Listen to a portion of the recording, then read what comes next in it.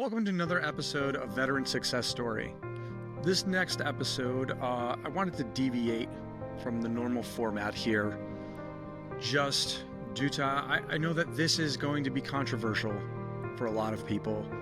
I'm probably going to catch some shit for putting this episode out there.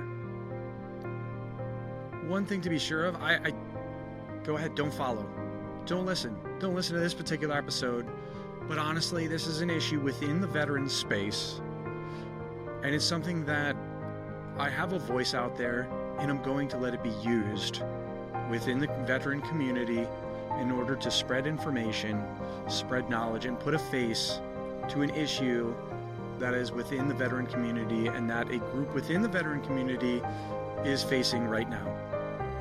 So, without further ado, going to be going into the intro and then into the episode for Patricia King, who is the first transgender person to serve within the military in the capacity as an infantry soldier. So thank you for joining us today, and this is Veteran Success Story.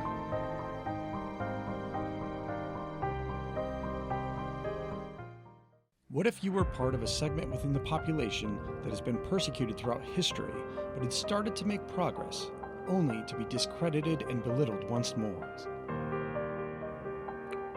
What if your options to carve out a brighter future for yourself while in service to your country was stripped away while being attacked in a prejudiced manner under the guise of freedom and democracy?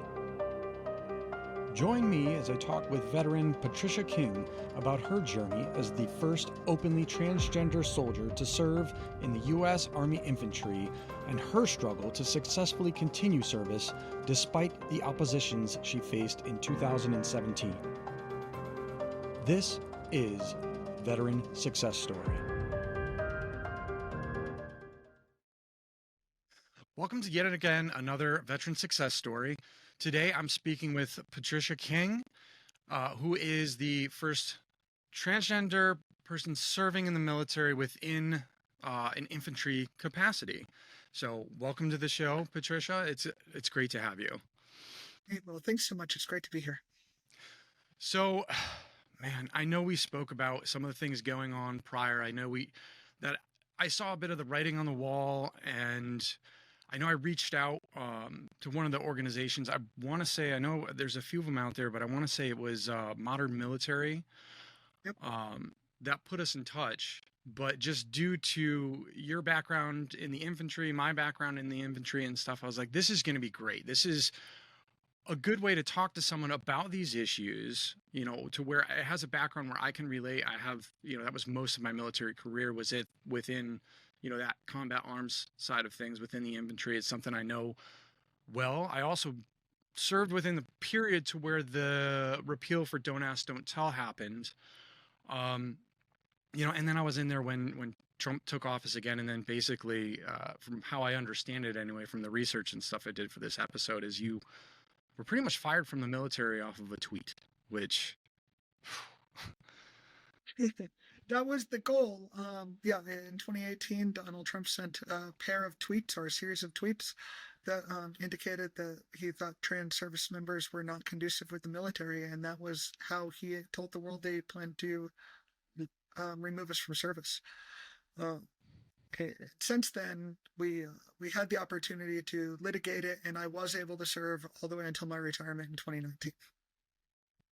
Gotcha. Okay. So, I mean, that gives some hope there that there's avenues of approach that people can take right now in order to try and, I guess, either mitigate, safeguard. I know right now it probably seems like a bit late. I know this morning I was talking with someone that I know they're at a higher level capacities, someone I served with at one point, and I was like, what do you think of trans people in the military? What's your experience? And he was like, there's a lot of them aren't out even still. Like, we know, it was kind of the same way when I was in, and there was, someone who was homosexual on that side, but you couldn't serve openly as homosexual. Everybody knew. Nobody really cared. It didn't matter because everyone was mission capable. That was the focus. And I know they say things right now, they're putting this rhetoric to where it's like, this is based on performance and merit, not DEI. And it's like, do you think that everyone that's in right now didn't go through those hoops, didn't prove themselves to be able to serve? And matter of fact, I mean, the stats are crazy. Just that, your average citizen within the United States, what is it, 1% join up in the military, but it's that community segment of trans people is 20% is serving within the military. So, I mean, it's a higher capacity to serve. And not only that, but I mean, they fill a lot of the support roles that are supporting combat arms, but you as well, you served in a combat arms capacity. You were held to the same standards as everyone else, and you served with honor, with distinction. Like, it blows my mind. I want you to consider, well, right now, there's likely trans service members, there are probably trans women and trans men who are in combat arms units who are probably training right now. They're out in the field. Maybe they're in Louisiana training, for their next mission. They're running and gunning the same way you did, the same way I did. They're, loaded up full combat load, and they're training with their battle buddies. And there's a possibility that they're being pulled out of training right now, taken away from their training exercise to be told, because if they're in the field, they haven't heard this. And they're probably being taken out of the field so that they can be told what's happening. Their squad members are waiting for them to come back so they can run a live fire exercise or do a training. And when they get back, they're still going to train because they haven't been told that they can't stay yet. They're going to have to shake that off. They're going to have to get back in formation, and they're going to have to go run that exercise again. When their battle buddies, when their supporters, when their soldiers hear this, they're not going to be happy that this trans person might have to leave. They're going to wonder what they're going to do without Sergeant King. They're going to wonder what they're going to do without their machine gunner. They're going to wonder what they're going to do without their ISR operator. For them, this isn't about trans. This is about their battle buddy. This is about serving.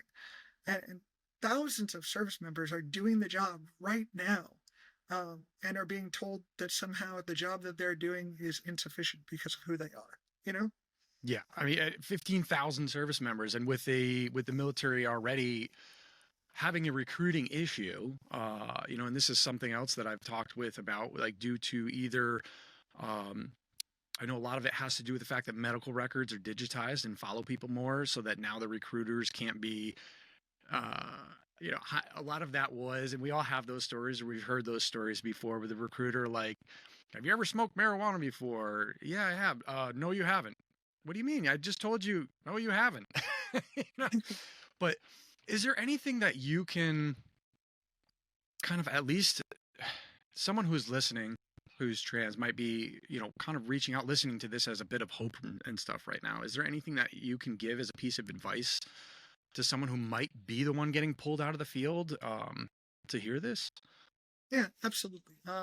When you're a part of a marginalized community, when you're a part of a smaller community, consider veterans, right? If you read the news and somebody committed a crime and that person is a veteran is going to follow the headline, right? Army veteran commits this crime. If a trans person does something, that title gets attached to who they are. Mm-hmm. So for trans service members right now, the first thing I would tell them is it's time to go to work.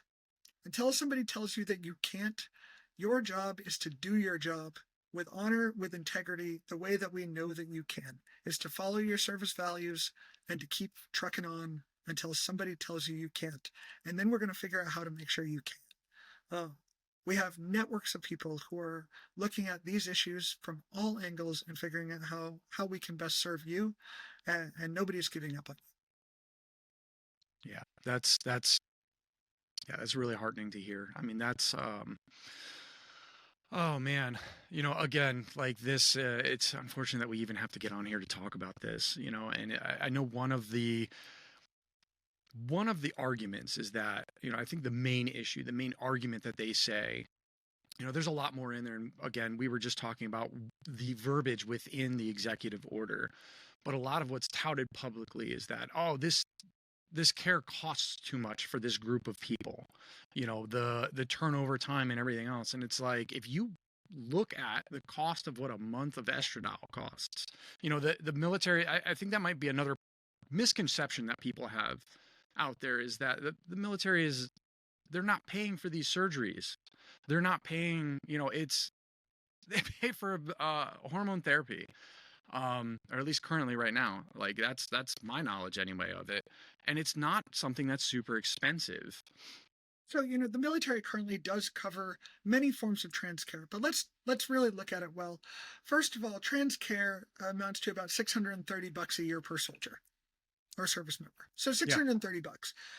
But more importantly, when you start talking about a particular medical condition, a particular medical thing, we talk about the current executive order policy addresses a number of things. It talks about time to return to readiness. Whether you're looking at a service member who was playing frisbee football for PT in the morning and rolled their ankle and something like that, or a service member who maybe they went on leave and hurt themselves snowboarding, broke their collarbone, maybe a service member who had a pregnancy that had some complications at the end. All of these things are medical conditions, right? Mm-hmm. Every single one of those things is a medical condition, and treating those medical conditions is the cost of having the best and brightest serve. Right? We give them the medical care that their doctor determines that they need. We treat them and we get them back to the force as fast as possible. That's what we do. So suggesting that this particular medical decision should be made by somebody other than a doctor and is somehow different than the medical decision that I just described is disingenuous, right? Yeah. It doesn't address the facts. It doesn't address the reality that trans care is not expensive. It is not invasive, certainly not any more than the other routine types of medical care that service members will receive throughout the course of their career. You're absolutely right there. That is, the cost is not the issue here. This is something to where it's being touted as the issue. I can understand a little bit. I know, again, this is where this came from this particular members serving in the military right now, but they were talking about the transitionary period. He was like, well, his thoughts, or at least his particular reasoning behind it, is that you have to pull someone off the line, due to the fact that they're transitioning, which is just, I don't think that's they don't. Do you want to go into your story on, like, you were, a staff sergeant, right, at the time, to when you came out within the service? Okay. Yep. Do you want to go into that and go into, how your service was affected, like what your job was at the time and how your service was affected, and if it put any gaps in there to where you couldn't do your job basically because of, something that would be a conflict? Absolutely. And whether it be a reenlistment opportunity to take 6 months off from college, whether it be the need to go get your braces so that you can get your teeth fixed and perhaps have some time of non-deployability, but have to remove your braces if that comes up. There are any number of things that for a small period of time may take a soldier off the line so that they can improve themselves and come back to the line better. So for me, and another thing I want to cover is that transgender care is not standardized. There's not a set path for every transgender person. Yeah. I often say it's a la carte, and it's about what a patient and a doctor determine is the right amount of care for that patient. Mm-hmm. And it will be different for every single patient. So for me, my journey started at a very young age. At 8 years old, I knew I was trans. And I lived with it and lived in the closet until I was about 35. And it was something that I hid in part because I wanted to continue to serve in the military. So I just put it off for as long as I could and said, you know what, I'll ignore this thing about myself because I love my country and I love my job. But in 2015, that became kind of untenable, and I determined that I had to come out. And when I did come out, it was at the time that policies were starting to shift. Pardon me for a second. No worries. Okay. When I did come out, it was at a time when policies were starting to shift. And for me, what that meant was I was going to be allowed to serve authentically, but they were still figuring out the military medical policies. Eventually, they started covering hormone replacement therapy for trans people. And it's important to note that the military has been covering hormone replacement therapy for cisgender people for any number of medical conditions for a year, for Yeah. years rather. Been covering that care for years. And so the medications, the treatments, they were all in inventory. And they had medical professionals who were very familiar with trans. They have endocrinologists within the military system who are all trained in civilian hospitals and civilian institutions, and they know how to treat trans people. So when I started, I went to an endocrinologist. They did my labs. They gave me my medication. And the only thing that stopped that happened at that point was in 3 months, I had to go back and get a blood draw so they could check my levels. My doctor and I both understood that I was deployable on this medication, but that if there was a reason that I needed to stop taking the medication, unavailability or whatever the case may be, that would be okay, that I would still be able to serve and that the effects on me would not be detrimental for short periods of time. Eventually, for me, I decided that with my doctor that I did need other forms of care. And so I did elect for surgical procedures. And when we talk about those procedures, we talk about, rather than talking about the procedures, I think it's important to talk about how trans service members approach them. Mm-hmm. I looked at my unit's training schedule. I looked at what I had going on, and I scheduled a medical procedure to happen after we had finished our battalion live fire exercises so that I could go to battalion live fire exercises. And during the downtime, I scheduled it in November. And why would a soldier schedule their procedure in November? Well, they'd schedule it because they know they're going to have 2 weeks of leave during Christmas anyways.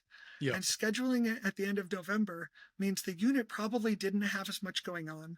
They were in a slow period of time, and that would give me the opportunity to heal and recover so that when we started doing squad exercises again in the end of February, I was ready to go. So the thing about this is because it's not a broken leg. It's something that you have the ability to schedule around unit readiness and to make sure that it doesn't take you out of the fight at the wrong time. And that's the value of having a doctor, a unit command, and a service member all determining the right treatment at the right time. I wasn't undeployable for any period of time that the unit was busy. And as soon as they were ready to be busy again, so was I. And that is putting the mission first, putting your squad first, putting, that unit first. That right there, I've seen multiple times to where, in having at one point having to deal with a platoon, and getting the taskings, but then having to deal with the guys that were like, well, I'm getting my wisdom teeth pulled or I'm going to dental. And it's like, why would you put it in the middle of there? Like, talk to me first. Like, if you have a problem, like, let's get it scheduled around there. But being proactive about that and getting that done, that's, it says a lot. We're in the infantry. Come on, how many folks have you seen that used a vasectomy as an opportunity for a long weekend? Right? I know on myself for one of them, I think there was a gap, but it was just to where I had my wisdom teeth pulled. So it'll give you a nice 3 days a weekend. They throw you some Vicodin or whatever for the pain. I didn't take any of it. Didn't need it. But it was like that was how I had to get a 3 or 4 day weekend, for my birthday. I was like, all right, let's pull these wisdom teeth. So I could see where someone would make a situation ripe for abuse, but good on you for, that is right there the epitome of what a good soldier is looking at that and taking the initiative to be like, all right, I don't want to put my unit out. So this is what I'm going to do in order to make sure that nobody's down a man, nobody's down another service member. And, we can get back into the fight quicker, and more efficiently, which is that's not about trans. That's about leaders, right? That's just what leaders do. The average transgender service member has between 12 and 21 years of experience. Think about that. Most of them have over a decade. They're well vested. They're tenured, and they have a decade of leadership time. They have a decade of running exercises, of institutional knowledge. They've been to schools.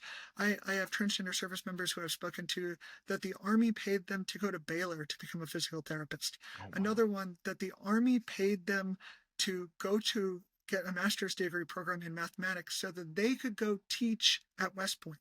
You know, the Army, the DoD has invested in these service members.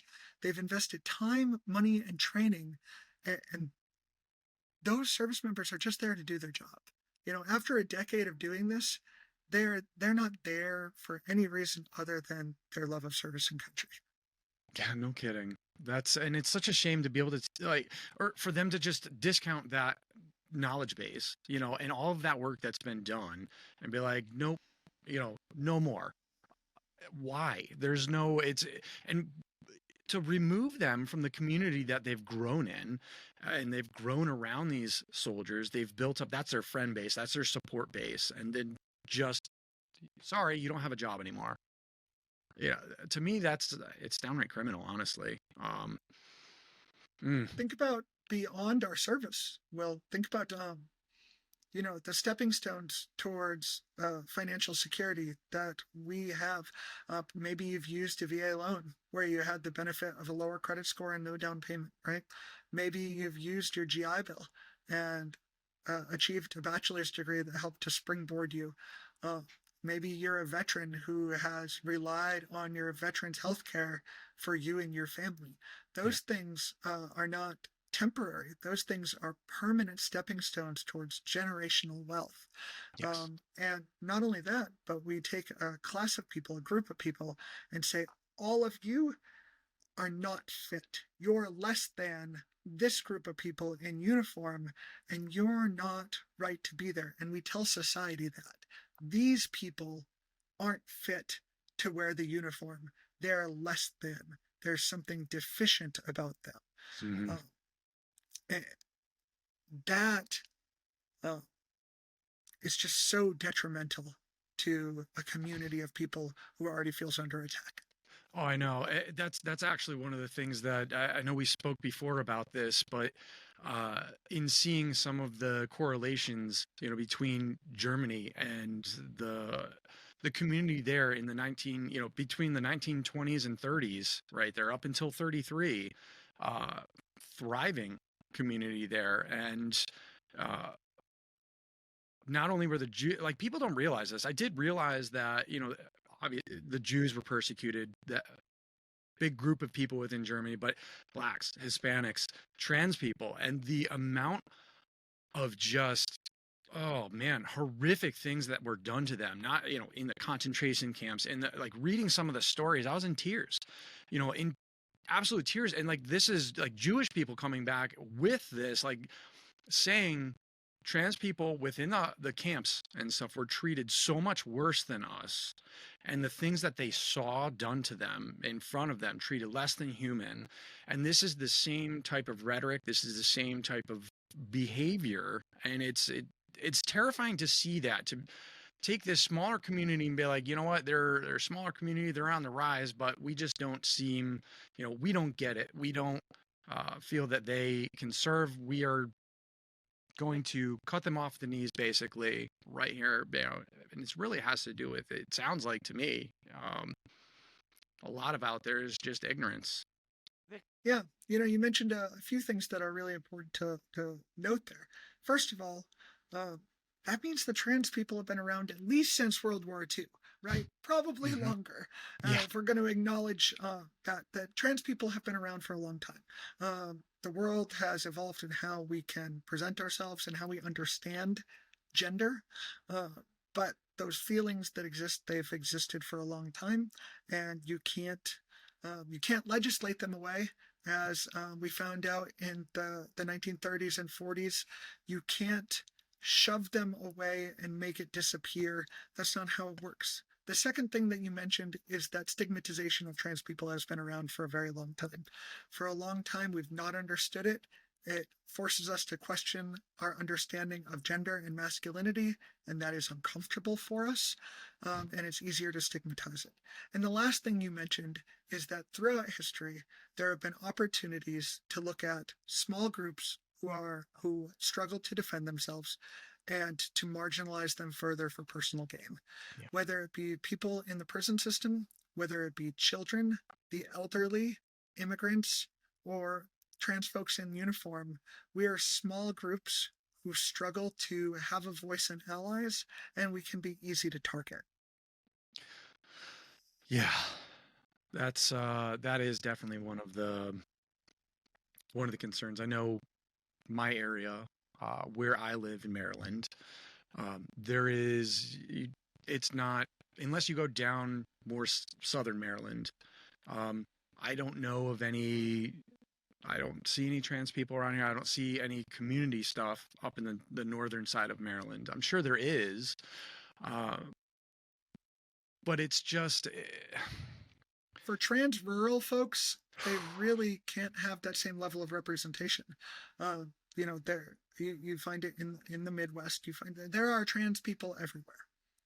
yeah, There are trans people everywhere, but in some places there is a much more fear of being yourself. There are places where there are safety concerns, where there are familial concerns, community concerns, where political ideologies ring loudly with big signs, and it makes you feel as though you may not be safe to be yourself in a particular area. Uh, and for those people, uh, they don't have the freedom, the luxury, or even the safety to have a conversation like we're having right now.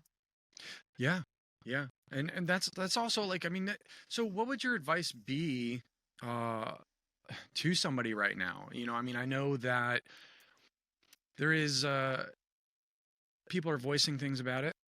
There's the right side, but then there's also the far right side, who you're going to see a rise in discrimination. You're going to see a rise in violence. I, I, I hope to God not, honestly.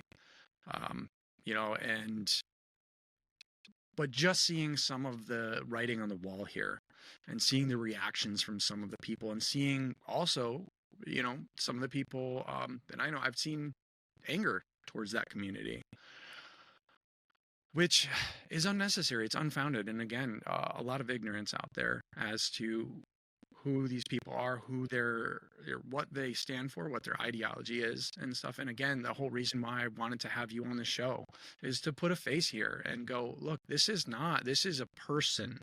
This is, a citizen of America. These are American ideas, ideals.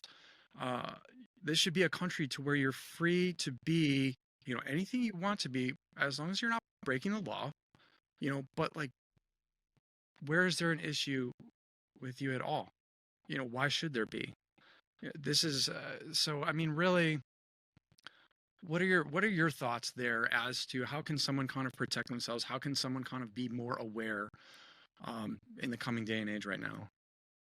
You know, it's an interesting question you pose. No matter what executive orders, no matter what legislation through Congress, no matter what happens in the court system, the next day, first and foremost, I'm still going to be transgender. Now, if I couldn't find a way to change it while I was struggling with it as a young person, you're not going to find a way to change it through your legal efforts. This is who I am. And now I'm proud of who I am. The person who I am has had the accomplishments that I've had, uh, and while we don't understand everything, we do know that you can't legislate people back into the closet. You can't make people disappear. As for that trans person who's scared right now, I'm scared too. And it's okay for us to acknowledge that. But we got to do a few things. First of all, we have to take care of ourselves. I can't be in this fight if I don't take care of my mental health. I can't be in this fight if I don't take care of my physical health. And we need everybody to be in this fight, right? That's an infantryman's mindset. Yeah. So the first thing you have to take care of is yourself. The second thing you need to do is take care of and connect with your battle buddies, whether it be online, whether it be in person, whether it be with a small group. You need to connect with people who you can feel safe with, who you can commiserate with, who you can vent to. You need people who you can develop ideas with, and so that you don't feel alone. Because the goal is to make you feel isolated and alone, and you're not. And the last thing I would tell you is that it's time to develop our lines of effort, right? That's an infantry term too. It's time for us to look at how we can get involved. For some, it may be volunteering for one of those suicide prevention hotlines or in a nonprofit organization. For some, it may be understanding that every time a rule is passed in the government, there's a comment window, and every one of us has an opportunity to write a comment about that rule, and then they have to review all of those comments. So perhaps it's about being civically involved and finding those rules and writing comments. Maybe it's about donating to an organization, a legal fund or something to help fight the issues that matter to you. But you can't do nothing. After you've taken care of yourself and connected with your battle buddies, it's time to act, because the administration is acting, and we can't simply wait. Yeah. No, and that's absolutely great advice right there. You know, be seen. You are seen, but be seen. Comment.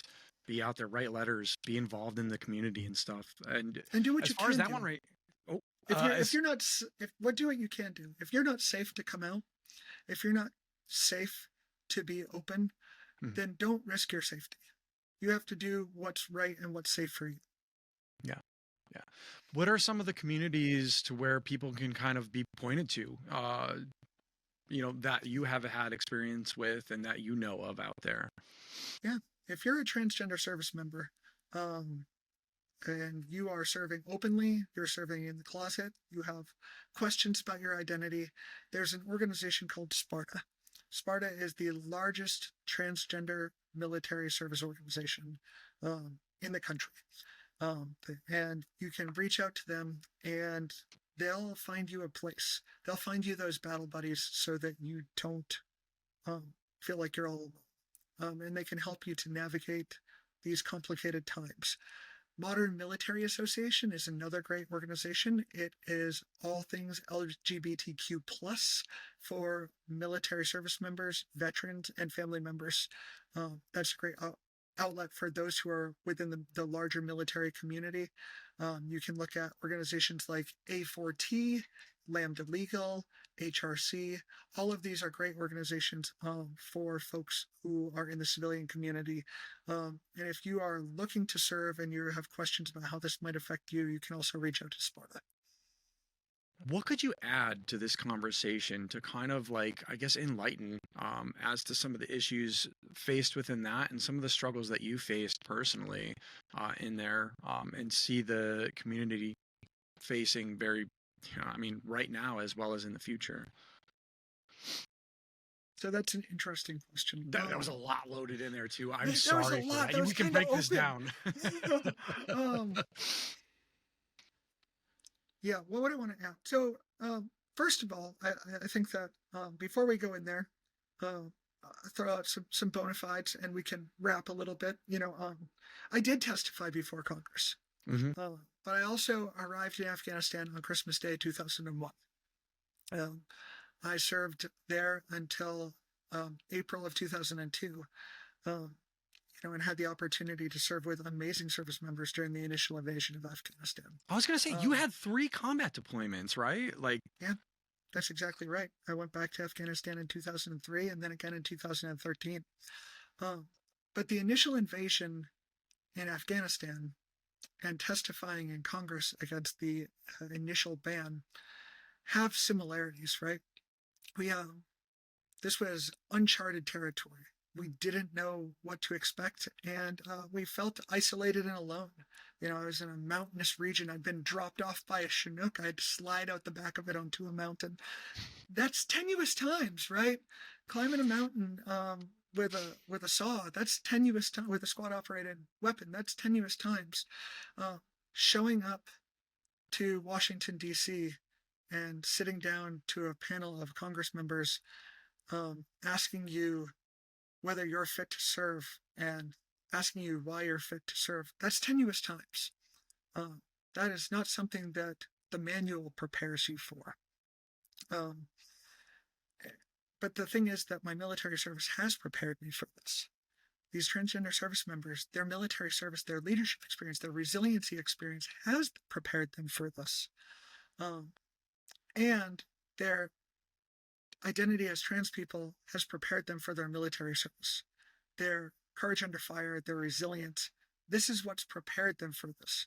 Right now, transgender service members still don't know what this executive order will mean. Yeah. Just as we did in 2018. We didn't know what the executive order would mean exactly. It doesn't mean right now that transgender people are being ejected from the military, but it's laid a groundwork for what this could potentially look like. We could see reductions in medical care. We could see bars to re-enlistment. We could see bars to enlistment. And then we could see different understanding of medical diagnosis lead to potential separations, but we don't know what that looks like yet. And what's important for us to exercise right now is that tactical patience that we learn as service members. We have to slow down. We have to react to what's in front of us and not speculate about what things are going to look like.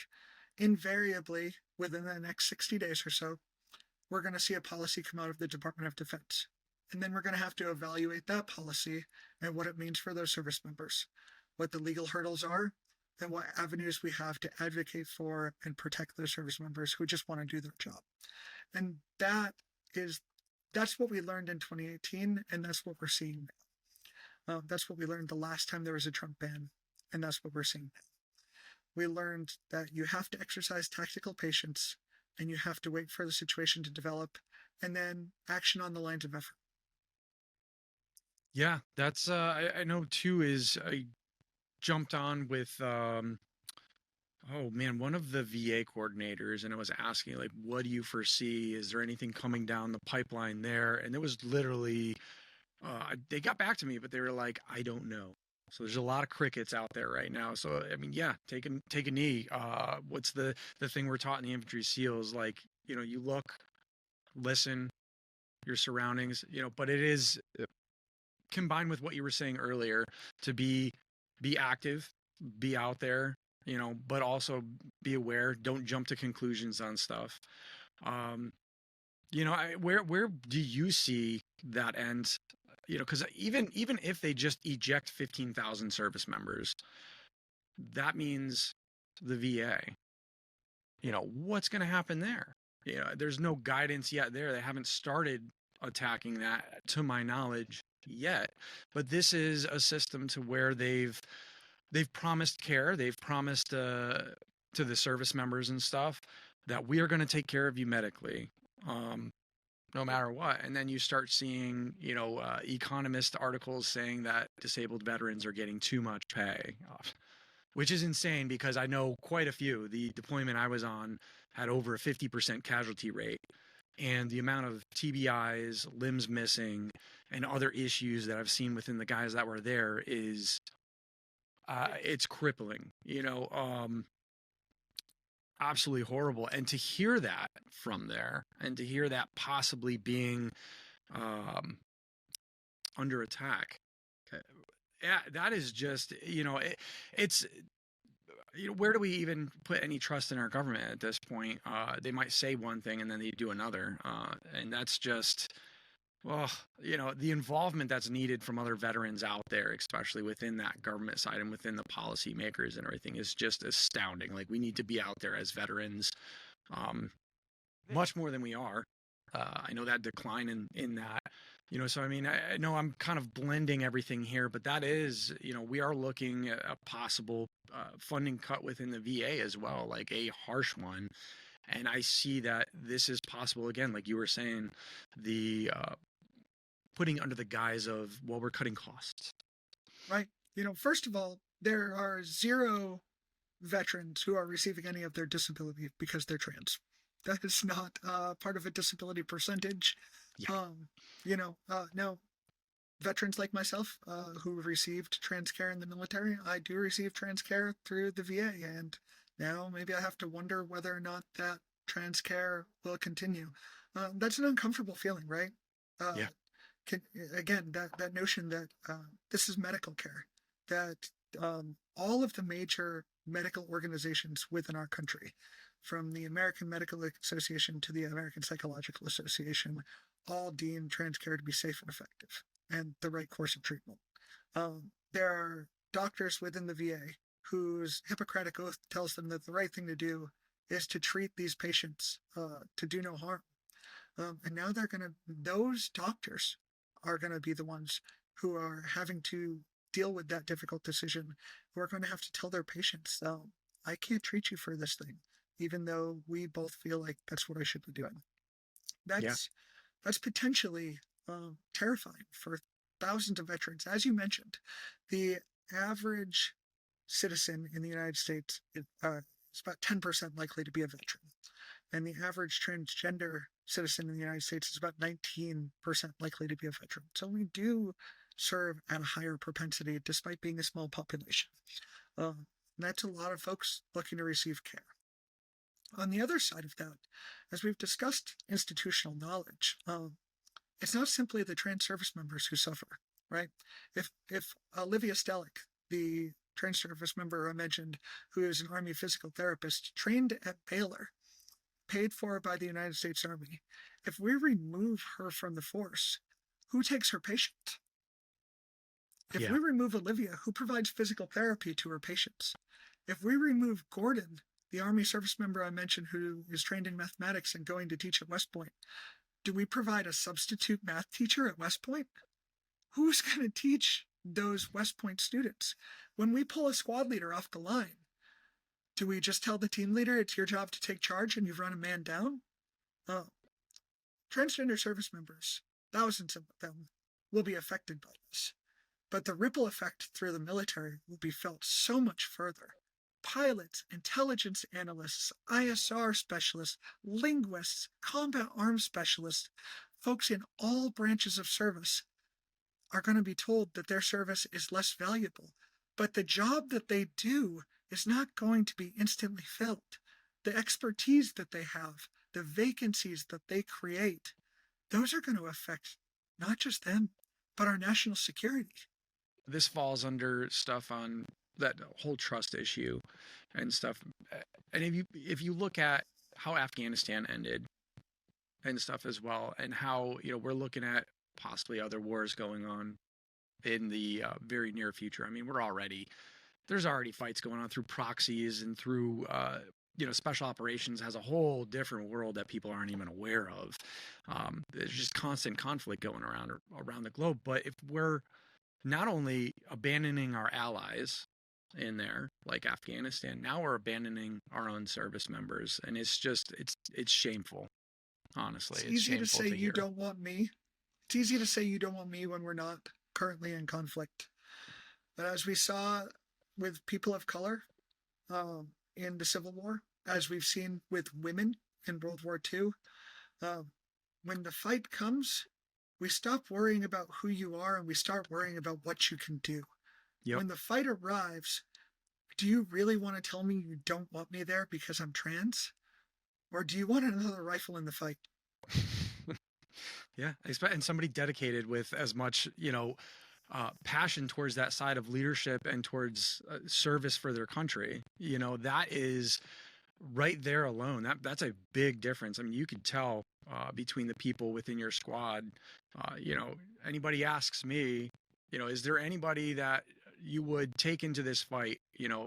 Sight unseen, unknown number of whatever. You just know it's going to be a hell of a fight, and I can point right back to that deployment and be like, I know exactly who I'd want by my side, and to hear that, if they were to go in there and remove that person, what are you replacing it with? Somebody with less experience, a Joe, you're down. You're severely hampering your squad, your unit. Again, yeah. I mean, this is just, it could be on repeat, and it's sad to hear. And none of the service members, I've heard from people I deployed with since coming out, and I imagine that the ones who maybe felt differently wouldn't have reached out to me, but I've had service members who I deployed with reach out, and reiterated what you and I were just talking about, that they said, I was proud to have served with you, and what I found out didn't change that I would have wanted you there. And to take that a step further, Will, you had a deployment where, as you mentioned, you took heavy losses.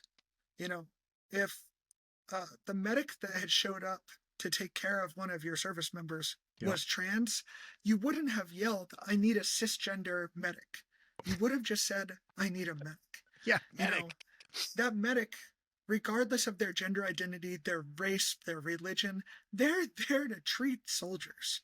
And that rifleman, he's there to put rounds down range. She's there to put rounds down range. It's crazy to me, for those of us who have served, for those of us who have gone through difficult times in the military, we think back to those difficult times and we think, my goodness, nothing about the transgender conversation changes what I went through. Nothing, and it wouldn't change what I went through. I would just want the best and brightest. Yeah, that's one of the things that, again, like the people that I had reached out to, I said, hey, have you, the question I had asked was, have you had any experience working with anybody who is transgender in your military, service, the ones that stayed past and everything. A lot of them after that deployment, they just scattered. After that deployment, they were done. They were just like, I am not staying in this anymore. And a lot of them left service. I mean, I continued on in a different capacity. But the people that I asked, one of the things that came back, I had a PA who was a 6'2", 6'2" with a Ranger tab who was transgender. Great PA. I received awesome medical care and everything else. I have no issue with him. It's like, anything else? No. Some people were lesbians within my infantry unit. But that was it, and it's women are serving in the military too. And I even went to ask there, and I had my own experience in serving with somebody on that particular deployment, who was homosexual. And I'll go back into it. Nobody cared. It didn't make any difference in the world. And this was even before Don't Ask, Don't Tell, and everybody knew. He wasn't like openly flamboyant or anything, but if he had been, honestly, everybody knew and nobody cared. That didn't make the difference. That wasn't what mattered. What mattered was who they were, what effort they were putting forward, and how they helped accomplish the mission.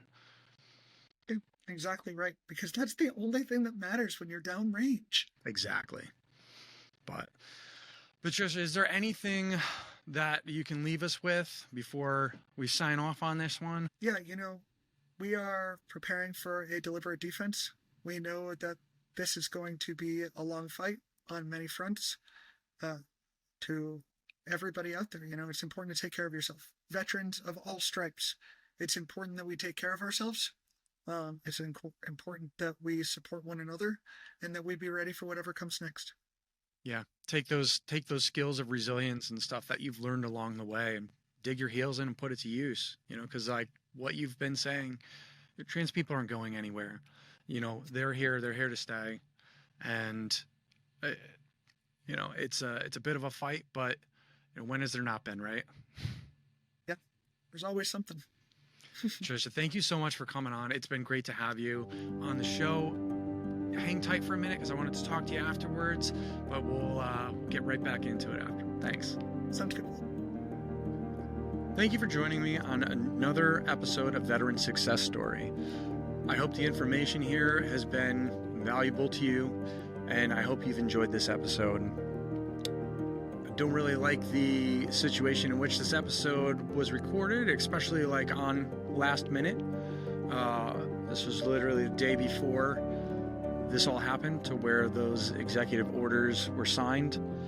But it's something that I feel that this episode needs to be out there. This voice needs to be out there, and these issues need to be heard. This is something that you live in America. We're Americans. These are freedoms. These are freedoms that have been given and are now slowly being eroded and stripped away from a certain segment of our population. So this is about awareness for this particular episode. Again, you can think whatever you want about it. That's your right. but you can't turn a blind eye to the issue, or at least I hope you don't. So thank you for joining us. Follow and subscribe for more episodes. We have a lot more coming up along the way. I have some great ones, but I actually wanted to put some stuff on hold in order to get this one out there due to immediacy. So thank you for joining me, and join us next week for yet another veteran success story.